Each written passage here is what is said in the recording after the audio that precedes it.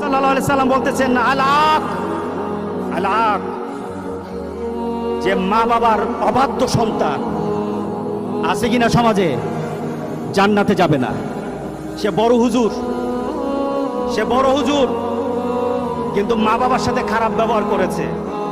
সে বড় দাতা, মা বাবার সাথে খারাপ ব্যবহার করেছে। রাসূল সাল্লাল্লাহু আলাইহি সাল্লাম বলতেছেন, তার জন্য জান্নাতের দরজাটা বন্ধ থাকবে, জান্নাতে সে যেতে পারবে না, জান্নাতে যেতে পারবে না। বিশ্বাস হয় কিনা বলেন? কেন বিশ্বাস হবে? জান্নাতটা সত্য, সত্য না?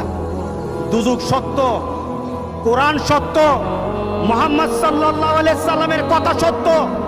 মুহাম্মদ সাল্লাল্লাহু আলাইহি সাল্লাম বলে গেছেন এই লোকগুলি জান্নাতে যাবে না, এটা সত্য। এর পিছনে চিন্তা করার কোনো সুযোগ নাই। এই সমাজের মধ্যে মা বাবার সাথে খারাপ ব্যবহার করার মতো ছেলে পেলে অনেক বেশি, অনেক বেশি।